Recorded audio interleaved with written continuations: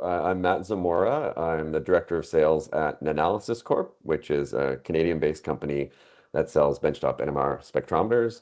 I'm Nandi Wright. I am a senior associate scientist at Gilead, Alberta. My name is Jenna Flogeris. I'm an academic editor and science news writer.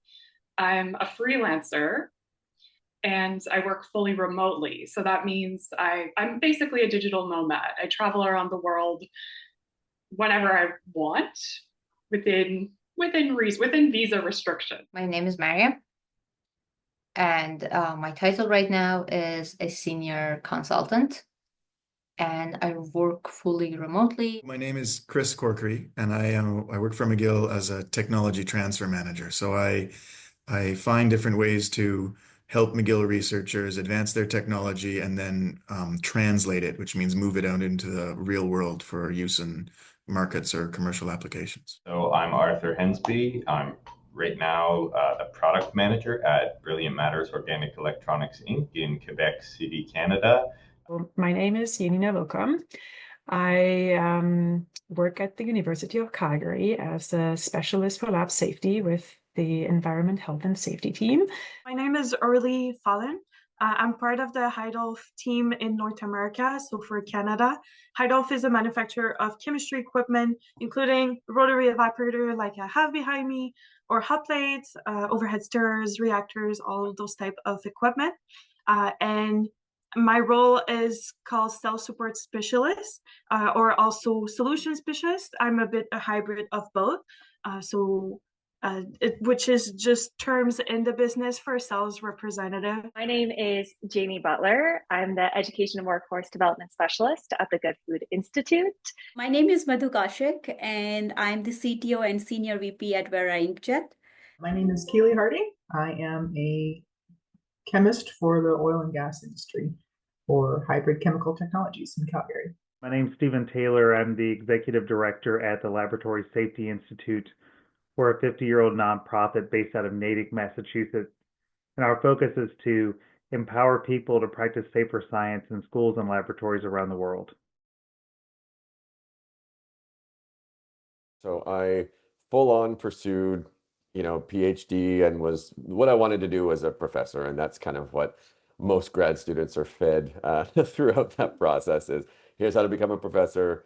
I'm your boss who is a professor. I know how to become a professor. Here's how to do that. And so I looked up to a lot of my supervisors and wanted to be a teacher even from the high school side of things. So it seemed like a natural move to want to do that. I wanted to have a lab group and wanted to kind of teach classes and all that stuff. And I wanted to do that for a really long time, and did one postdoc, two postdocs, three postdocs, and then it kind of seemed like that wasn't going to be my journey. I wasn't sure what I wanted to do with it, but I knew that I liked the idea of doing research. And then as my PhD progressed, all of the people in all the world around me were academics. And so it seemed to me that I wanted to be an academic. But during my first postdoc, it became quite apparent to me that the level of effort required and the amount of people depending on you to get funding and get grants to maintain their career goals was going to be uncomfortable to me. And sometime during my first postdoc, I was fairly sure I didn't want to be an academic. And then during my second postdoc, I actively turned down an offer to be an academic because I realized that's not what I wanted to do. I was much more interested in doing things that had more stability and more teamwork in them, if that makes sense. I started off with the intention of being a forensic scientist, actually. I think I had wanted to be a forensic scientist back, it goes way before my undergrad. I was reading a lot of novels written by, I don't know if you know the authors, Kathy Reichs and Patricia Cornwell. Their heroines are forensic pathologists, forensic anthropologists, and I read so many of those books, and I was like, yeah, that's going to be me one day. But as I started my undergrad, so believe it or not, I started off in arts. So I switched to chemistry, still with the intention that maybe I'll do forensic science. But later, I think it was around maybe third year, I was talking to a professor about this. And I remember him telling me that most likely you're going to end up just running samples in a lab if you go that route, if you become a forensic chemist. So this romantic vision I had of myself working with homicide detectives at the crime scene, it probably wasn't going to happen. And I also discovered how much I loved research around that time too, how much I loved being in the lab and doing independent research. So that's like a molecular level investigation. It doesn't involve crime, but it's still an investigation of sorts, and you still get to use some analytical skills, investigative skills. So that's kind of when I made the switch to research. I think even so, when starting the PhD, and even I think into the early days of my postdoc, I think academia was still on the table. So staying in academia, applying for assistant professor roles. But then it was like maybe halfway through the postdoc where it was just more and more clear that's not going to be the job for me. Many different reasons. We don't have to go into the details. And then I started at the end of my postdoc position, I just started exploring jobs. So kind of like everything across the board, from editor positions at scientific journals to research associate positions in startup companies and research institutions. And then also this role basically. So kind of really going on a journey of exploring what else is out there and what might even be for me. Yeah, when I started my degree, I actually started thinking I was going to go into engineering, which would have been a lot less fun. I transferred into a chemistry focus because I just really loved being able to understand a language to explore the world. I think when I started my degree, I was not very well read on the many career possibilities that would be available to me studying chemistry. And even now, it's intriguing to me to hear about the different careers that folks with my same background or classmates, what they went on to pursue. So I have former colleagues who went on to pursue further education. They've done postdocs. Some went in the teaching direction. Some stayed in the academic space. Some product sales. Some in my field, the pharmaceutical industry. Others in the medical space. So I think I didn't know exactly what the options were, but in my mind, I would be somewhere that would be adjacent the medical space. So when I first started my degree, so a fun fact or fun career path, I started with in neuroscience, so a bachelor in neuroscience and a master degree in neuroscience also. So it's not related to chemistry, but the journey of how I came to this role is quite interesting. But when I was in my bachelor degree, I had no idea what I wanted to do in my career, which I'm sure is a struggle for a lot of people. So I started my master, and I love research a lot. Learning about new research and doing my own was really great. But the thing is, I'm a people person, so I was missing a bit the human contact. So working with cells and mice was not ideal for me. So that's why I was looking maybe at something that would combine both my passion for science and something more with human contact and people interaction. So when I started my PhD, I never thought I'd be a CTO at where I did. No, it was not planned at all. I did a drug discovery. I was a drug discovery researcher before.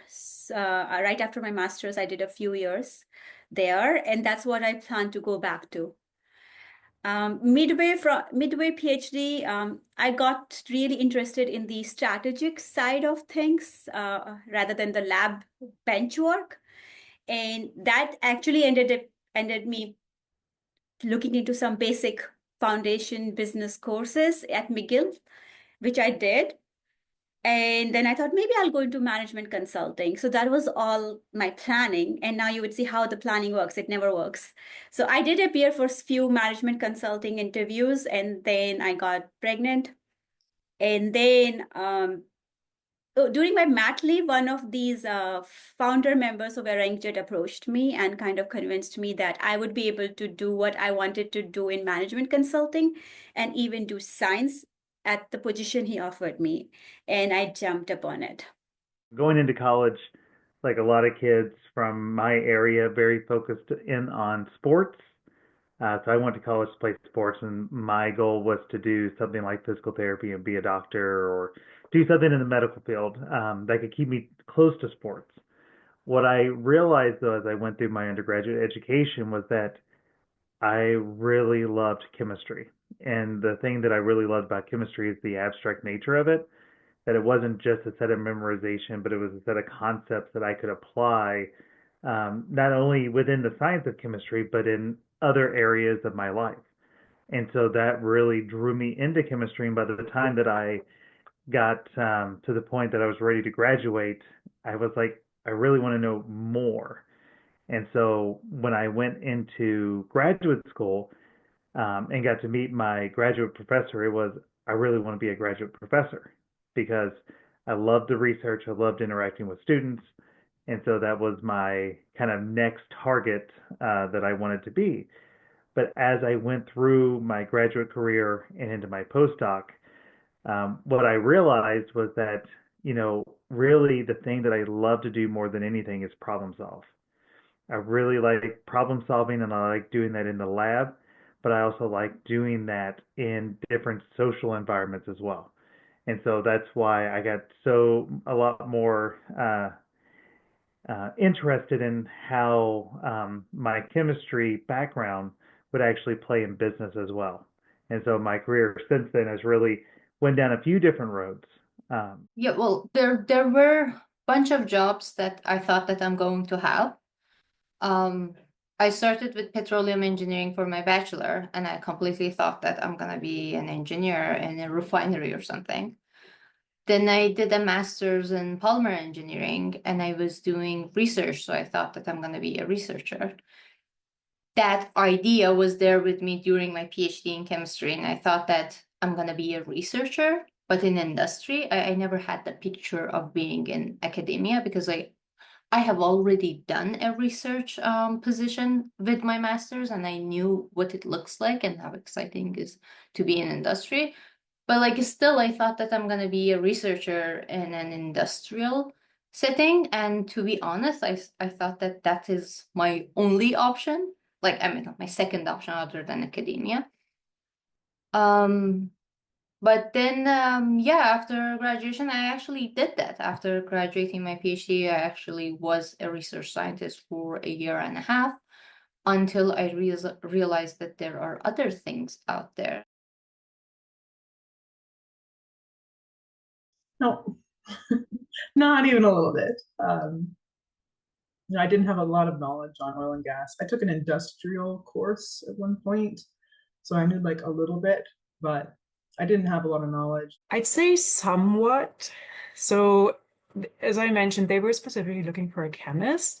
So, someone who knew quite well about like laboratory settings, specifically to like chemistry laboratories, chemical hazards, the risks, um, kind of like the unique equipment you find in chemistry labs. So like somewhat qualified, and also like we all go through various like safety courses throughout like our grad school, and then even as a postdoc, there's the basic things. And you learn as to go. You do your own experiments, your own hazard assessment when you work with new chemicals. But there was also a lot of new stuff. Like obviously I kind of on the surface knew about like all the health and safety legislations and codes and acts. I had to kind of learn how to read those. I also was, even though they were looking for a chemist, I actually now mostly support labs in medicine. So for me, all this like the biosafety component was completely new. I didn't know about pathogens and toxins and biosafety cabinets and containment zones and all these things. So there are a lot of new things to learn as well. Yeah. I was certainly not qualified for the position I was offered. I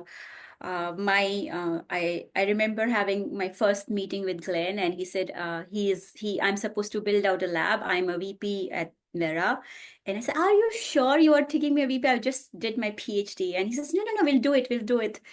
I'll be there to guide you and hold hands, but you'll get to build your own lab." So I was supposed to build my own lab. I was supposed to hire my teammates. And I was also supposed to design innovative water-based pigment inks. None of it I had ever done it before. I think I felt like there was a lot to learn about my role when I started. So I didn't necessarily feel like I understood everything about the industry I was entering. So I had a lot to learn about the drug development process from concept all the way to market to commercial products. And so I didn't quite understand how my role fit into the larger puzzle.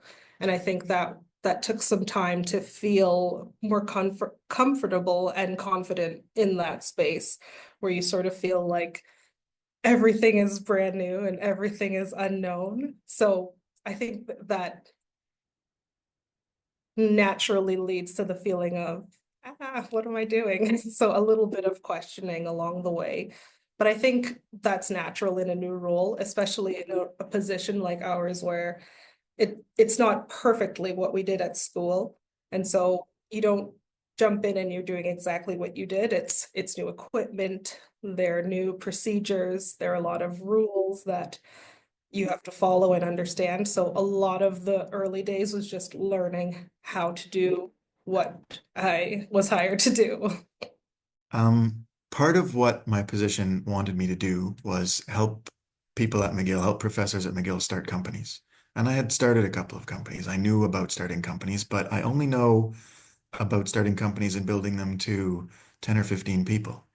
I don't feel like I'm qualified to build a company up to a few hundred people, which is part of being able to start a company, a different scale, but still. Um, I had written patents myself. I had filed patents for different inventions that I had made. I was comfortable with the idea of explaining to professors what would be involved in potentially patenting or protecting their ideas and how to move them out.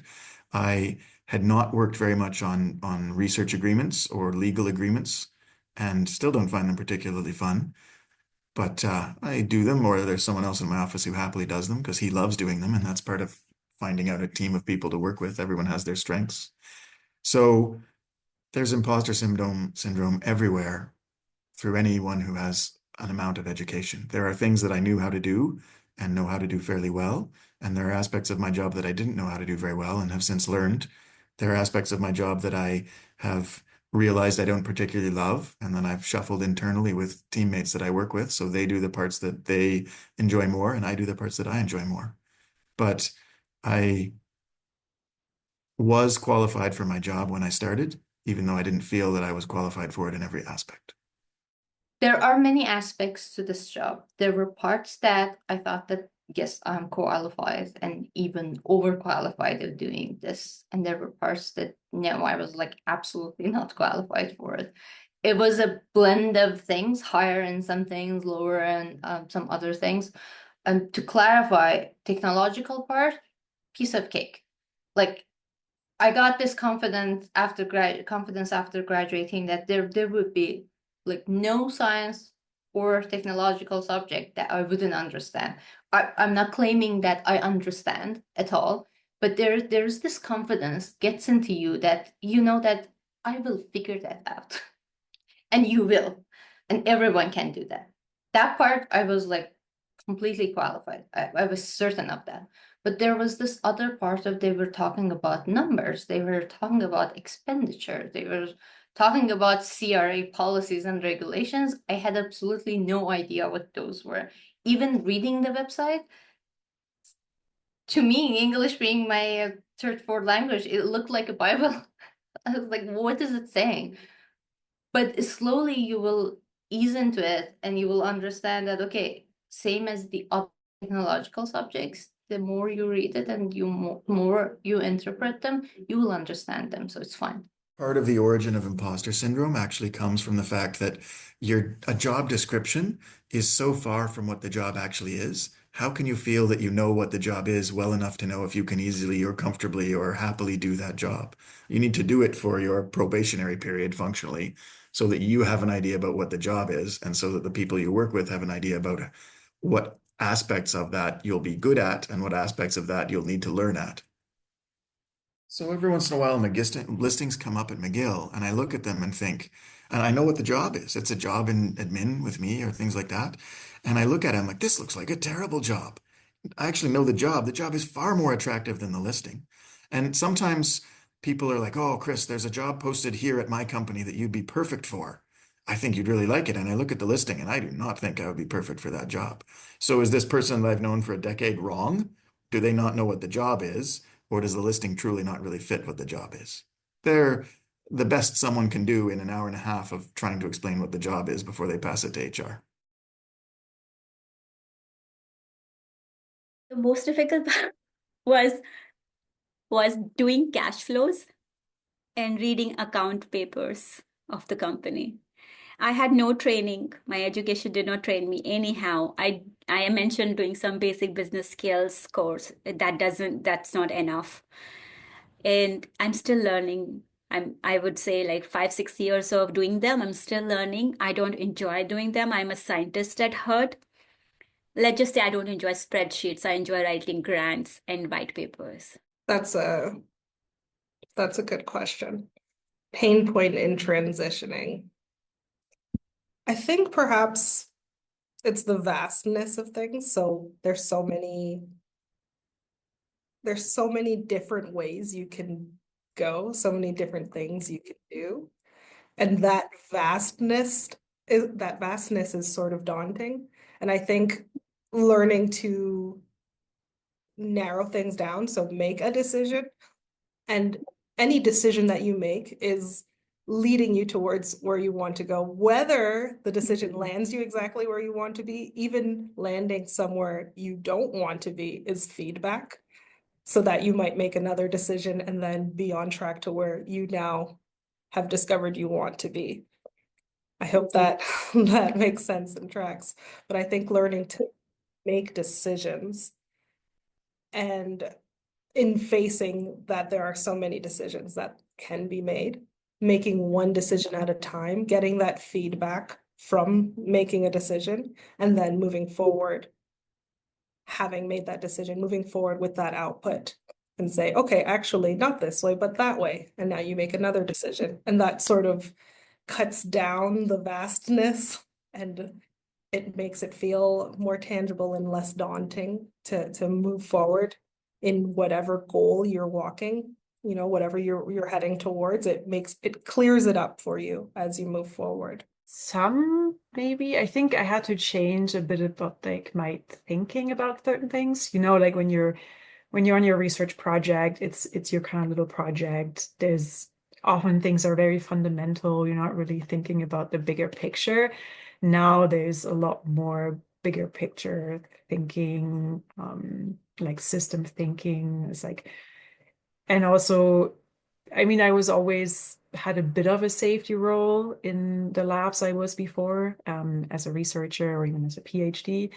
But it was more like, oh yeah, it was me and my lab peers, and we had to make sure. And now I'm basically in a position where I have to tell people what to do or convince them to do certain things in a certain way, but not really having any authority necessarily.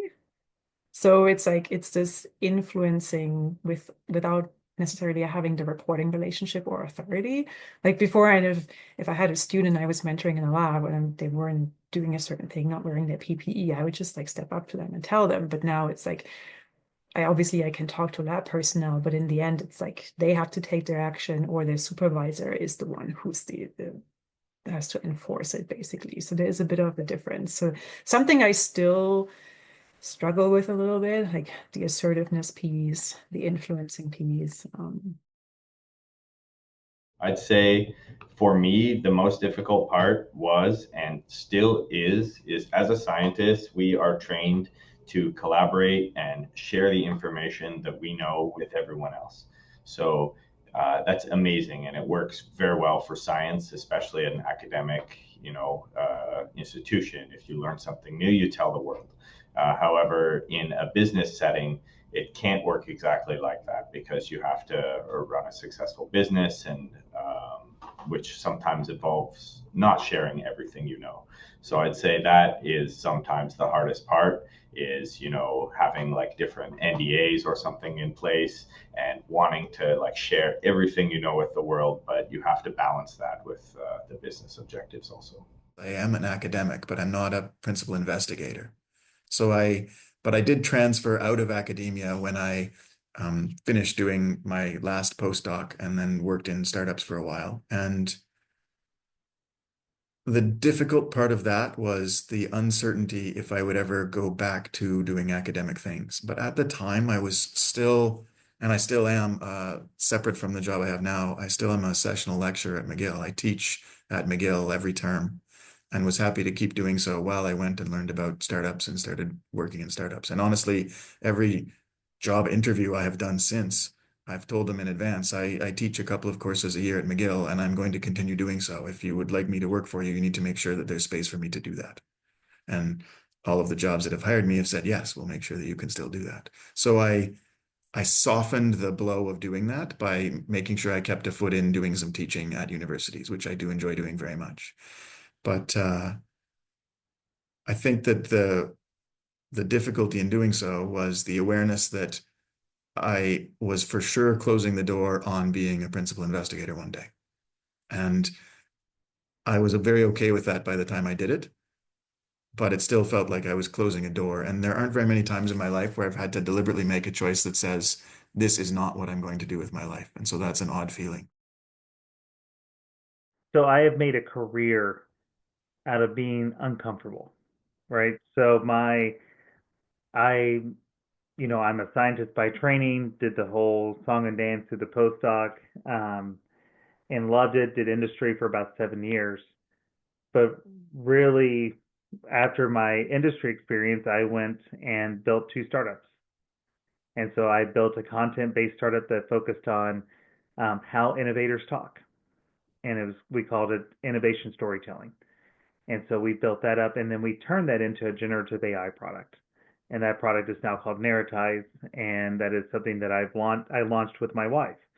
And she's now running that. That's a seed plus funded Gen AI startup, and that's where she's going with her career now.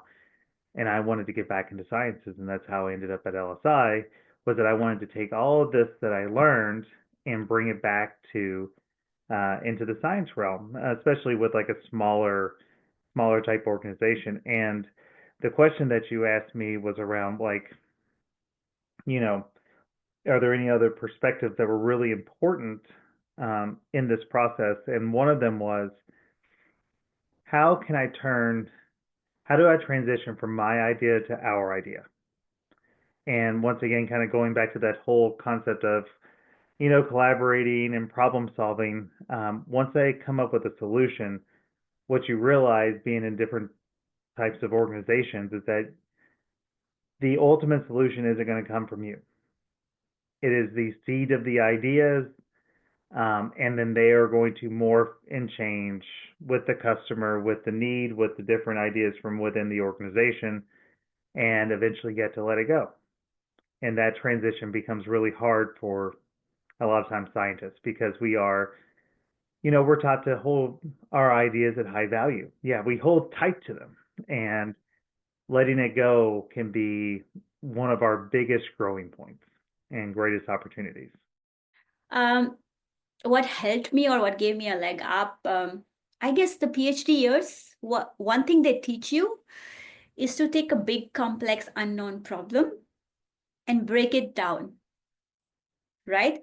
And the other thing which teaches you is how to take setbacks or failures, not personally. Like science teaches you that. You get failed reactions in the lab all the time.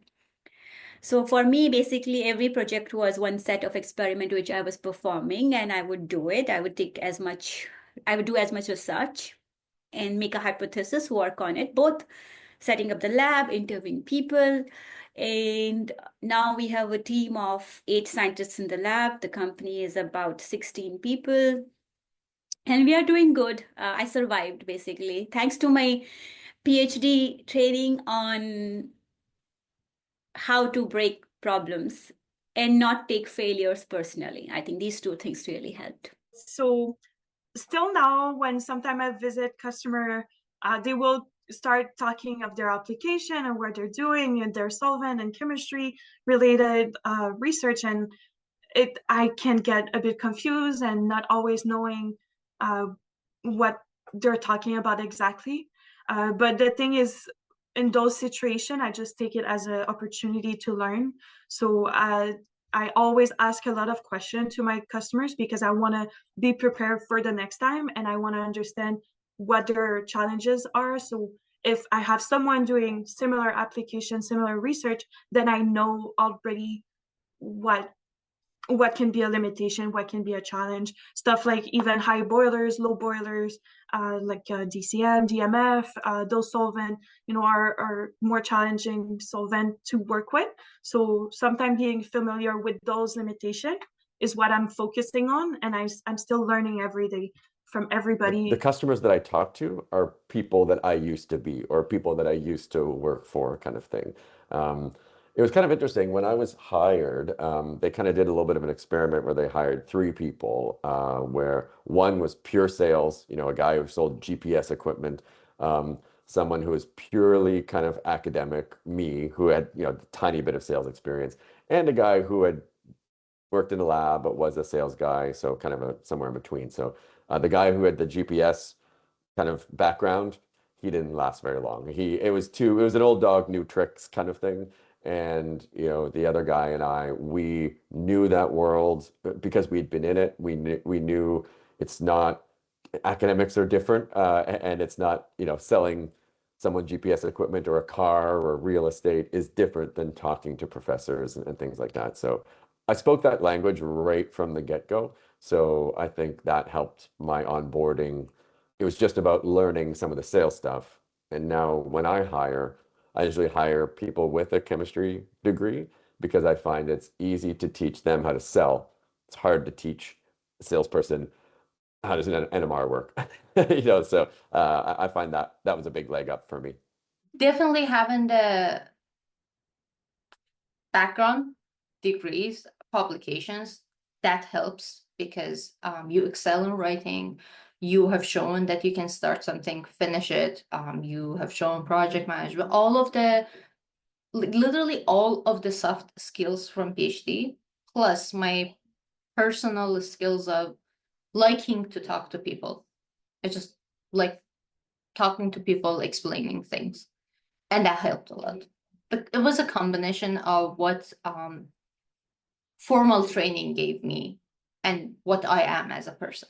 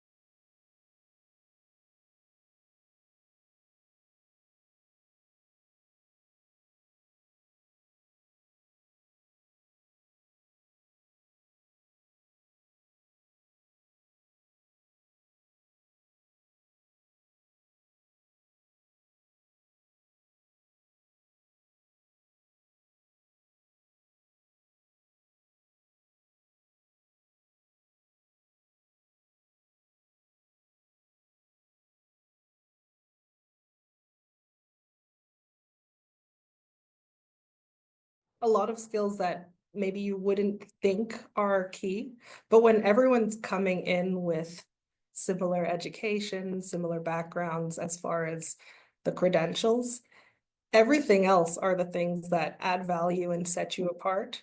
So your training, your schooling, that's sort of the baseline so that we're all speaking the same language. And everything else that you bring to the table ends up being key. So for myself, it's the capacity to speak to others and transfer that information in a way that is easy to understand, the willingness to accept feedback when it doesn't hit so that we can improve a training, for example. So also identifying deficiencies so that you might address them.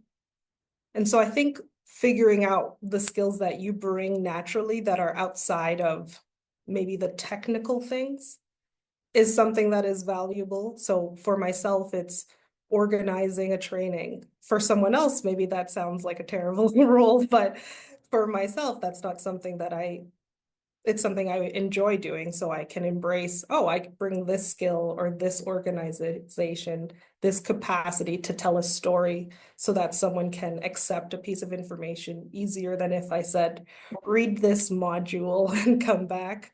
That might be more challenging than let me talk you through this before you proceed on your own. And so I think leaning into the skills that you have naturally or the skills you've worked on that are outside of just strictly the skills you have from your degree. So for some people, it's, I worked with chemists and biologists, and my next door to my lab was a biology lab instead of a chemistry lab. And I often had a chat with them every day and learned a bit about X, Y, and Z. So those conversations become important to your role. So sometimes it's just leaning into these skills that you bring that are outside of your training specifically. Oh man, asking the right question and identifying the right problem to solve is like it's the Pareto principle. It's the 80-20. You know, you can do 80% create 80% of the value from 20% of the work if you have the right question. And so often we are not answering the right question. Critical thinking. Realistically, people who learn to do research of any kind need to learn how to think critically. And people who do so, who have learned to do so, are unaware that many people simply do not know how. And the ability to, and we learn it if we go through a sort of standard route at universities, we learn it sometime in our early 20s as our brains develop into being able to not simply accept information as true, but to challenge the information we're given and build on it and add it to what we know already carefully. That training is vital for being able to deal with a lot of the information and misinformation we get in the world.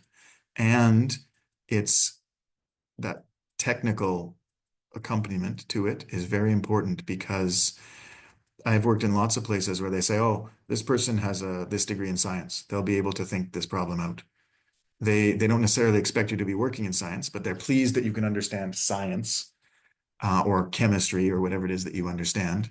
But the fact that you have done so means you'll be able to sort out other issues, things like that. There are very few professional fields that do not see an undergraduate degree in science as valuable. And part of the reason they see it as valuable has nothing to do with the science that you understand, but with the style of thinking you're able to do that accompanies that degree. I think, funny enough, just communication and presentation skills are so important. There is so much miscommunication in our field and unclear emails or deadlines. You really have to figure out what is required and understand what people are saying. Sometimes that can be hard. Presentation skills, not just with actual presentations, though I know that can use a lot of work in our field as well. You need to know what your target audience is and know what level of science they understand for good presentation skills, but also presenting your findings in reports. Depending on who you're sending this report to, you need to really, break down your findings clearly and concisely. I think that's super important. It can be hard to interpret results, so you need to have good data analysis under the belt. And just good graphs, charts, things that you can look at visually. You need to be able to design well so people can look at it quickly because nobody has time. Look at something quickly and understand your findings clearly. I think probably being able to have a combination of like people skills, so like kind of soft skills with the hard science skills. So you asked earlier about like what sort of prompted my transition there. is I've always been like sort of a natural collaborator and a bit of a talky people person. But I've also been like always deeply involved in the science. So sometimes in our job, the people we're talking to are a bit like that as well. So maybe one day you have to talk with someone who's very, very scientifically oriented, but the next day you're talking to like a marketing specialist who's got a good general overview, but you don't want to go super deep into the science. The confidence, really, the confidence. I mean, the getting it done, even if it's imperfect. I know I'm talking a little bit, these contradict each other, but there is a fine line. All matters at the same time. Like you got to find that fine line of having the confidence, but not too much, getting it done, but not too early, like accepting the imperfection, but not rushing into it. So there's a fine line. I would go for adaptability and resilience. And PhD does train you for both. And these are really underrated, but these could be used in any career you want. For the new or young crowd I see these days, what they are lacking, they're pretty awesome. Okay, just because you're asking me, I'm going to tell. I like my team. But more and more, like over the years, what I see is when I interview a lot of students, they're really stuck on job description. And if you are working for a big company, that's all good. But Varingjet and companies like Varingjet are smaller, where yes, you might have a job description to begin with, but it's not built in stone. It might change, and you should be able to adapt. And you should be resilient enough to keep on working on unknowns. And sometimes the conditions are not ideal to work on a project. But believe me, any person in my team who gets the project done in spite of imperfect conditions is a star. And that ability comes by not hung up on job description and being comfortable with imperfect conditions, because smaller companies, even in bigger companies, I have worked before, after my master's and before my PhD, I did work for a bigger company, and conditions were not perfect back then too. So these two skills I see more and more youngsters, maybe it's part of the training or this, where they ask a lot about job description and they really want a lot of certainty and perfect conditions, which unfortunately most of the businesses won't have.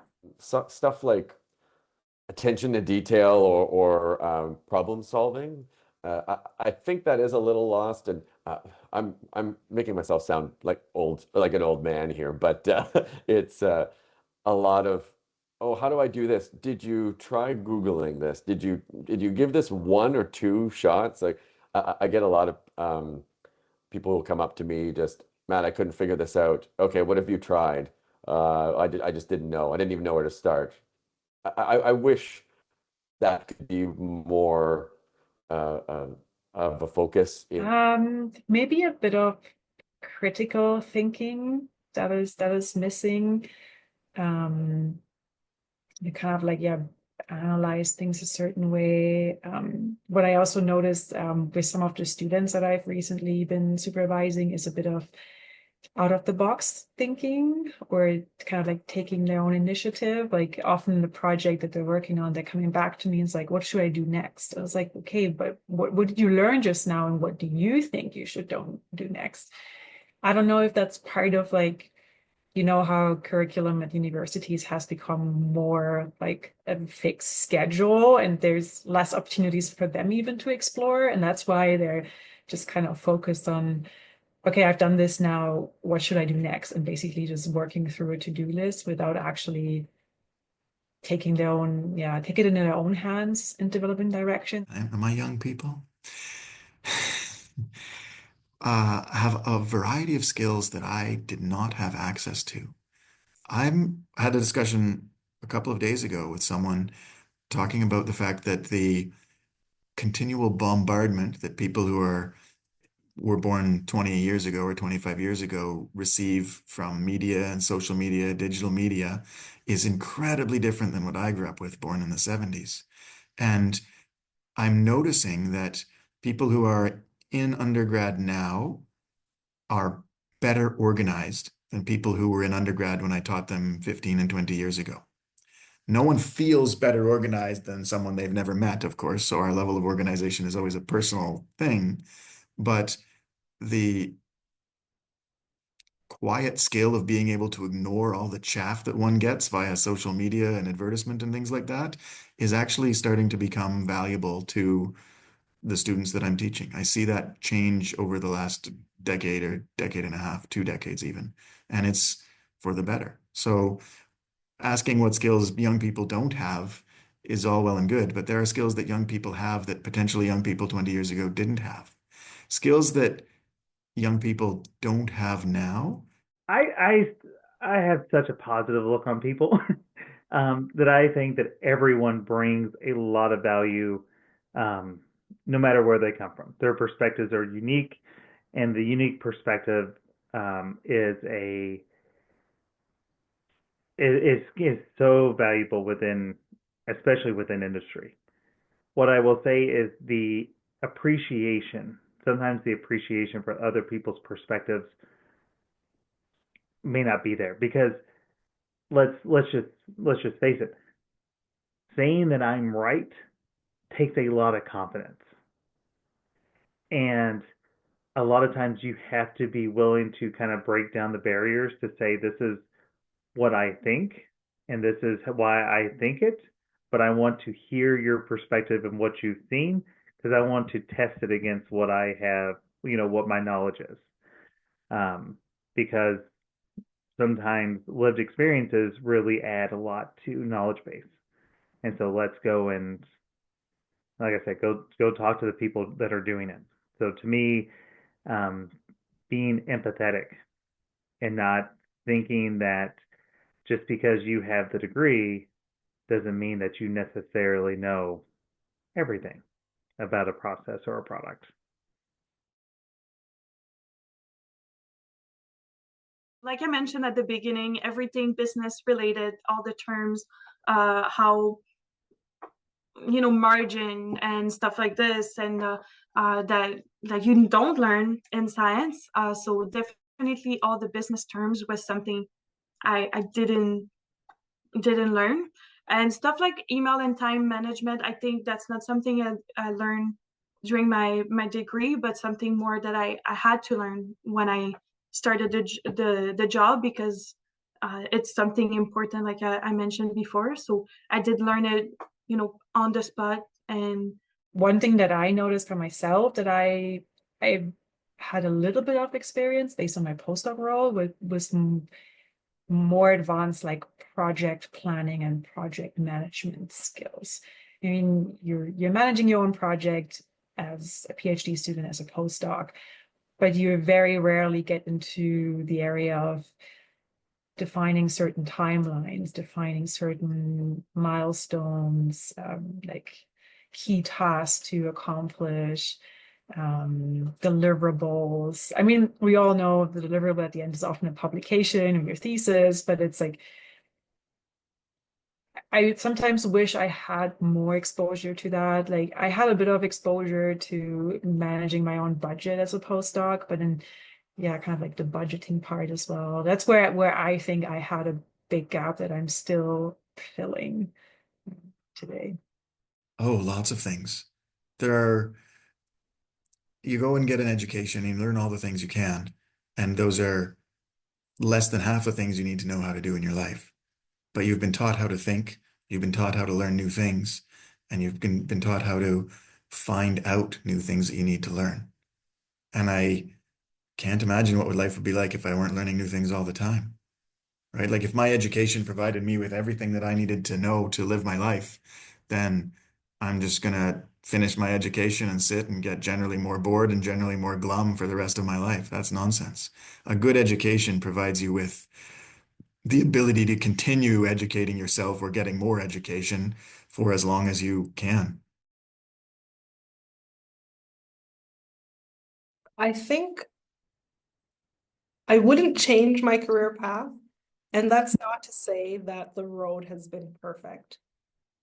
Mentorship is important to me, and without the hiccups and experiences that come with navigating your own career path, I feel I would lack relativity or perhaps that compassion for the experiences that someone else might face on their career journey.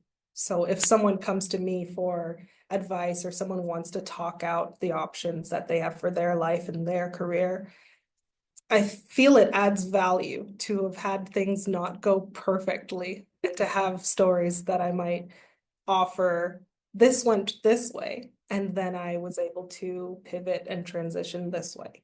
And I think that comes with those imperfections. So I wouldn't change the path I took. I look for lessons when I feel I've landed somewhere that doesn't perfectly align with my vision for myself at any given moment. So learning how to transition, learning how to move through a challenging situation and navigate your track to back on the path you want to be on. I think that in itself is valuable.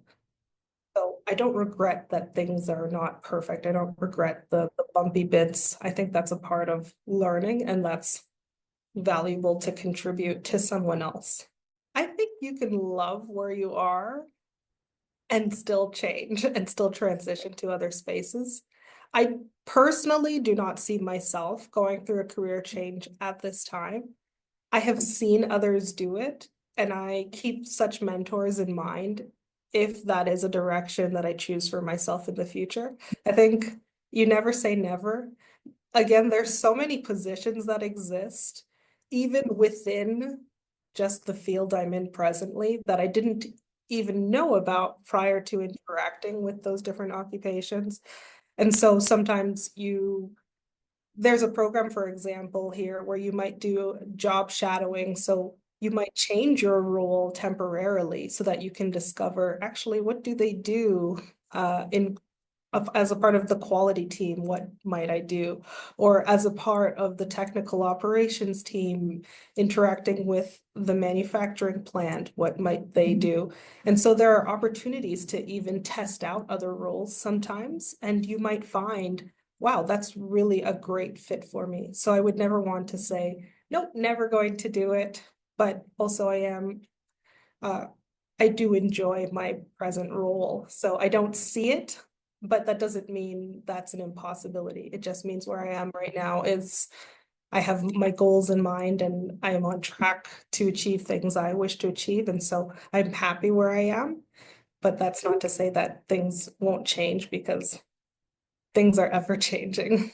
I would probably, yeah, there are a lot that I wish I could change. I mean, I can't, so I'm rolling and with it. But there are things that I wish I could change. I wish I didn't do a PhD. If I wasn't into becoming professor, or I wasn't into doing deep science my whole life, it's completely extra.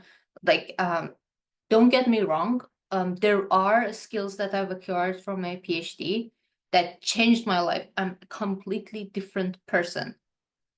But I could have done it in a job with financial security. I didn't have to do it in PhD. And I wish I had the help early on in my PhD, not even like at the final years of my PhD. It's like it at that point you don't want to quit. But I wish like I had somebody to talk to, that person would tell me that this is your personality. You don't even need a PhD to do that. I mean, I could have made it easier on myself for sure. I don't regret much because it did lead me to where I am now, and I learned a lot along the ways. But I think even just getting my foot in the door with different businesses and internships, I think that would have helped a lot. Just a little less stress once I graduated. Um, but yeah, I still worked hard and took any opportunity that I could. So I don't really regret it too much. Um, yeah, yeah, I still find what I do really interesting. So I don't think I'd want to change where I'm at either. There are things that I've done that didn't work out perfectly, and you learn from them. And there's lots of advice you can give to other people based on those things, but I wouldn't know the good or bad of that thing unless I'd gone and made that mistake. Or someone had internalized it and, 20-year-old me had gone, oh, well, thank goodness this happened to them. I'm going to 100% trust their approach and believe them all the way. That's not how we learn. We go and make the same stupid mistakes. I'm going to watch my children go and do stupid things that I know they shouldn't do, and I'm going to pick them up afterwards and dust them off and realize that hopefully they learned, but no amount of me telling them not to do that stupid thing would have kept them from doing it. That's just the nature of life. There is no straightforward answer to it. Most definitely, or most of the time, it's no. But sometimes when responsibilities pile up, I feel or I think, had I chased that path or had I done that, what would be it like, right? And that's human nature. But analytically speaking, I would say no, I won't change anything.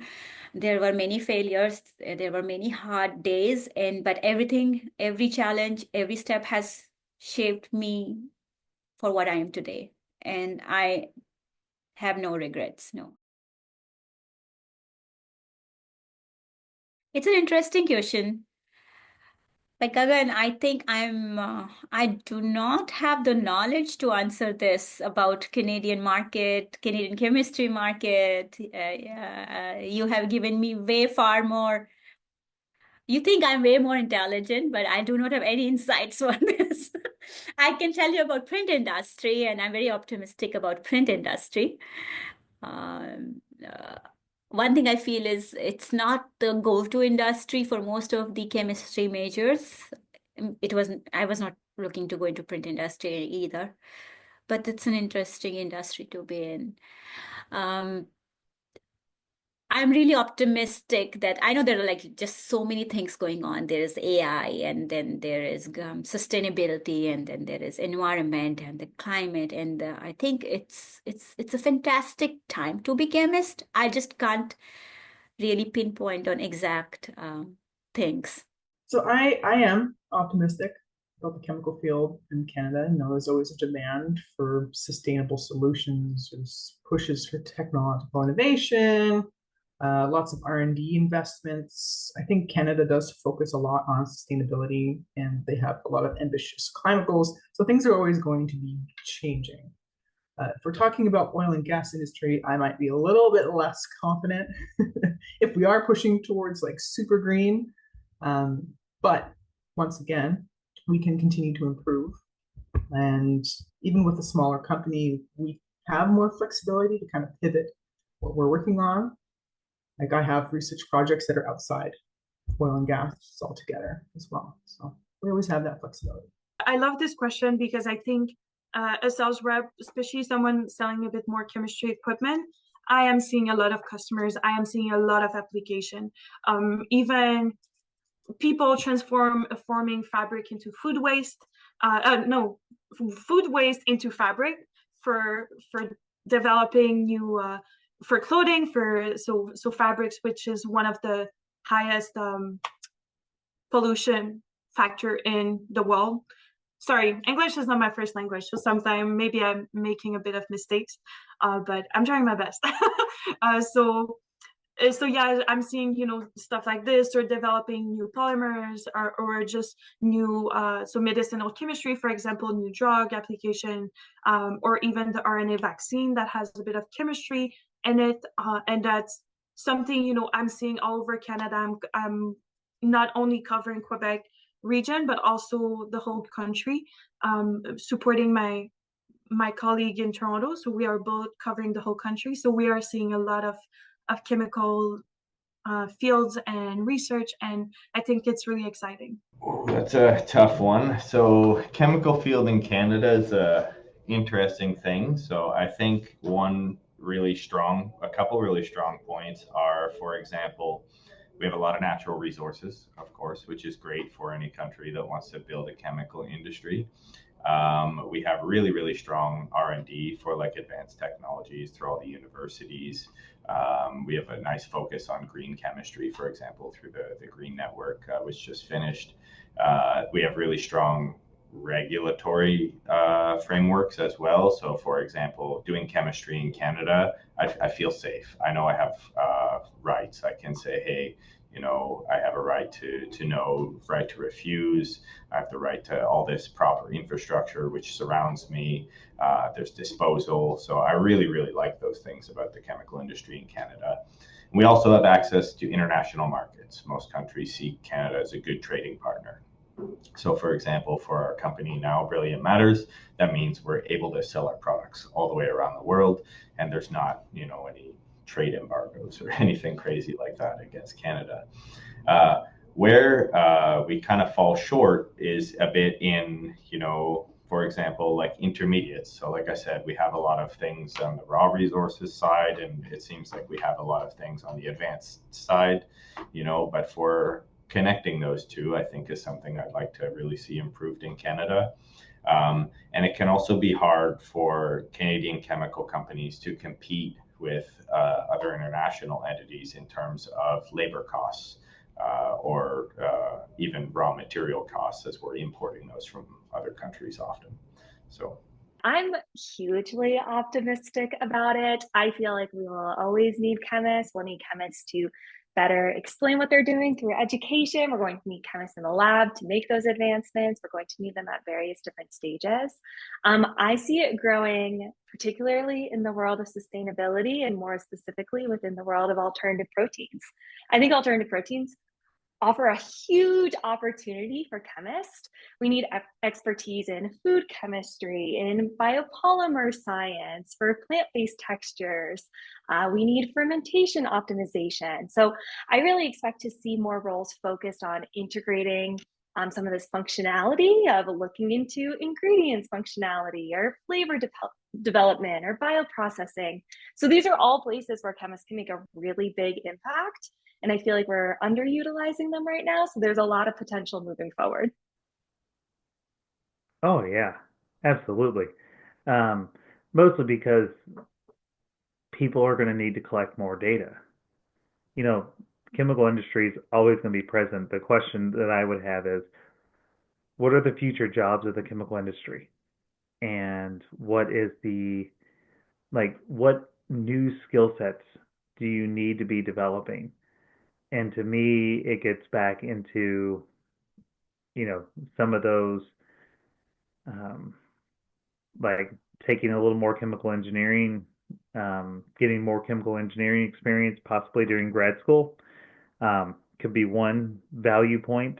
Another value point for a PhD is really learning about how you can build new models of chemical processes using data and AI and trying to understand where AI is going.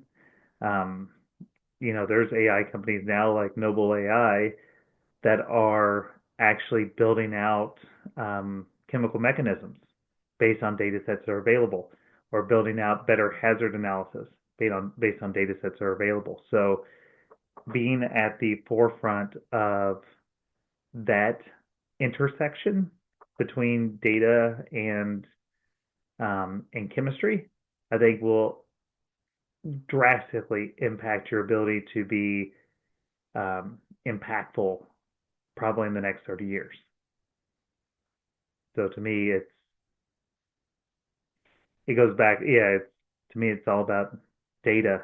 And then the question probably changes as we get more and more data collected and build more models. It's how can we now leverage this to create something brand new?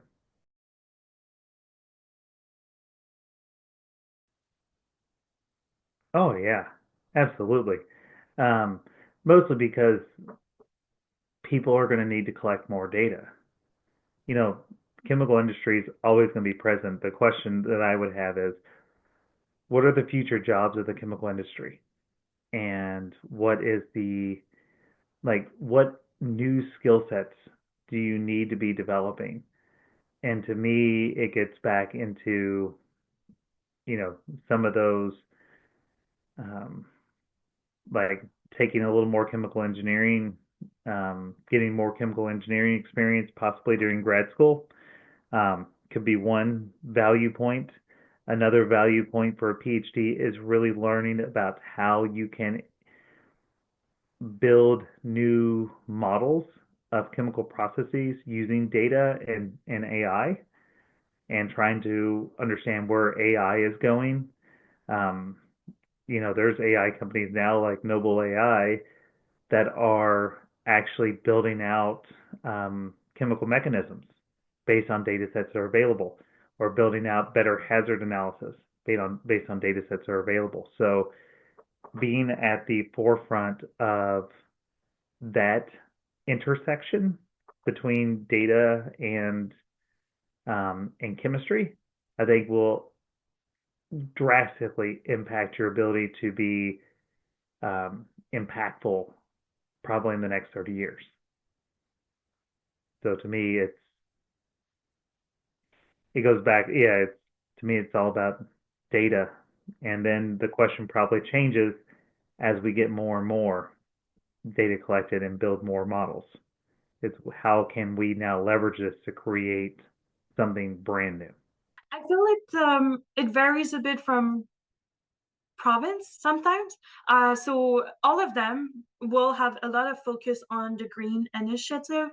So sustainability, especially Heidelberg, we have a product, a condenser that doesn't use water and is using only air. So that's something, from BC to the Maritimes, we're seeing people asking about them. So lots of labs that are intrigued to decrease their water usage, not just avoid the water damages and spills and all of this, but also the usage of the water and being greener. So that's a conversation that I have really often.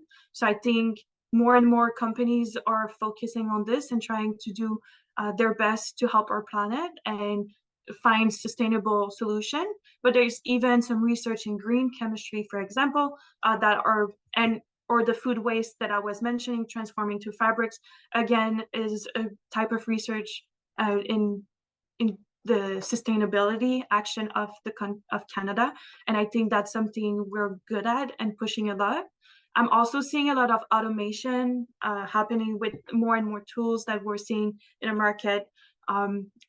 We also have, again, a software for automation, so something similar. So that's a discussion that I'm having from time to time, again, against the country, not against, for in all provinces. So across the country, that's what I was looking for. So the automation and AI is taking more and more space. So that's something I think we're going to see more in the future.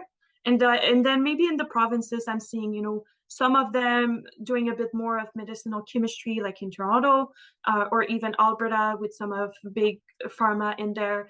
But there's a lot of RNA and LNP research. So RNA is not pure chemistry, but there's a lot of biochemistry implicated in the RNA formulation, and same thing for LNP. So that's something you see a lot in BC. And then in Quebec, I'm seeing a lot of polymer. I'm seeing a lot of battery research also. So I feel the different provinces have different field, which is really exciting, especially for young people that are looking for the next career. I think they can find the right place to live and find the right company. I think that, what I'm seeing going to conferences and things like that, and just talking with different people in different industries worldwide, there's going to be a much stronger focus, and something I'm pushing for as well, on like a total cradle to grave. If we say something is sustainable, what does that mean in its entirety, right? Not just saying, hey, this product taken in a vacuum is green, but looking at the whole process from all the starting materials, where they're shipped, the fuels gone into that, how you dispose of them, what type of energy is being used to produce them. I think all of those things are really going to be put more and more into the forefront in terms of chemistry. So really looking at a total cradle to grave type of thing. I feel like there's way more advocates out there for people in the industry than I ever realized when I was in school. And then once I was able to step out into my career paths, I'm like, darn, there is so much out here for students. Like a lot of people want to be willing and are able to help out. Yes, definitely. I think that careers, roles, positions, I think they transform with time naturally. And I think there are pockets where you sort of relax into something before there is a change. And I think perhaps this time represents one such time where there is a transition coming. And I think that sometimes the way you always did something that feels most natural, but maybe there's something to transition into sometimes. So I believe it's important to be flexible and adjust as things change. There are certainly positions that I did not know existed, and I'm certain that many more do exist, and many more will pop up, especially in the future with different technologies coming to light with different. So, for example, AI. What does that mean for our roles? How might we interact with these new tools? And in addition to lateral movements within a space, those are so common as well. So I would say I'm an optimistic person. And I think things always are changing, and it's daunting. Any sort of change can be daunting, but I think it's important to feel out how things change and move and adjust with those changes around you. No, I will not give any advice. I'm not saying I did not make any mistakes. I don't want to sound arrogant. It's just too much pressure on my younger self to give advice. I know as my younger self, I was working hard when I was doing my PhD. I did my job. I did my PhD, and I made a lot of mistakes, and my path towards what I'm doing now had been really like zigzag, zigzag, zigzag. But no advice except that live your life and enjoy the ride. What comes to mind is we have leadership commitments here at Gilead, and one of them is I am bold. And that's sort of the word that sticks out to me right now as something I would want to give to myself. I would say, be bold in your execution, sort of an antidote. An antidote to imposter syndrome, I would say embrace also the cross-functionality of your work. I think I mentioned that maybe I didn't always recognize the value there. And so I would say practice in the academic environment and continue to apply that skill forever in whatever space you land in. Learn from people whose roles are different from your own, whose experiences are different from your own. Build those connections and learn how to build those connections. It's like more actively seek out opportunities. Again, just like it's the stumbling into things and basically take more risks and just more actively go out. I mean, I had a lot of opportunities and during my PhD and postdoc, which I'm very grateful for, but I think I can see some on the sideline where I was like, oh, I could have just went that way and maybe learned a bit more and maybe opened other doors. And so that's a really big one for me. One piece of career advice I would give my younger self is to really be confident in saying yes to opportunities as they arise. I feel like it's great to be curious about things and explore that curiosity, but it is a real level of confidence needed to step up and say, yes, I will sign up for that. And it's hard and it's daunting and it's scary. So I feel like if I could talk to my previous self, I would love to just be able to give myself that confidence boost, even if it doesn't feel like a direct fit. I feel like the best career moves often don't look like straight lines. And so being able to take advantage of what's presented in front of you or really chase after the life you want to create is hard to do, but so worthwhile. Yourself. there are different stages, but it was just a few years ago, I would say, drop that last experiment. Wherever you are, drop that last experiment. That is not the last experiment. There are others to come, and there will never, ever be the last experiment. Let it go. No one cares about. And just this one, if I had done this, everything in my life would have been easier.